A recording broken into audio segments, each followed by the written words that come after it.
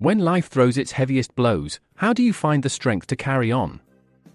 For Gardener's World star Rachel de Thame, that moment came in 2018 when doctors delivered news that would send shockwaves through her life. She had breast cancer. For a woman whose life revolved around nurturing growth and beauty, the word tumour was enough to shake her to her very foundations. Rachel later described that moment with stark honesty, admitting the diagnosis left her reeling. But instead of collapsing into despair, she found herself creating what she called a desperate to-do list. It wasn't about chores or deadlines, it was about seizing life with urgency, making time for things that had lingered too long in the background.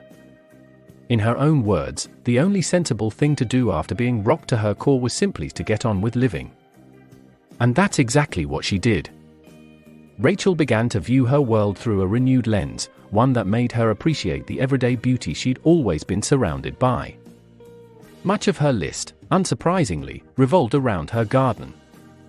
She wanted to make better use of her outdoor space, not just as a showcase of her talent, but as a sanctuary, a place to share with others, and a space that could nurture her own healing. She confessed she was already looking ahead to the next spring, visualizing how she wanted her garden to look, but more importantly, how she wanted it to make her feel. For Rachel, treatment was grueling, but there was one thing on her side: her cancer had been caught early. That gave her hope, even as she temporarily stepped away from Gardener's World to focus on recovery. She shared at the time that she was doing well and coming towards the end of it, grateful for the positive outlook, yet realistic about the need to slow down and allow herself to heal.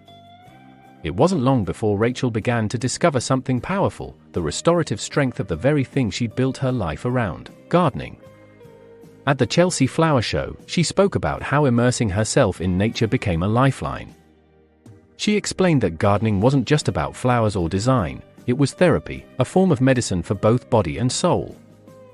For anyone facing chronic illness, she said, stepping outside, being among plants, and tending to the earth wasn't just a pastime, it was vital.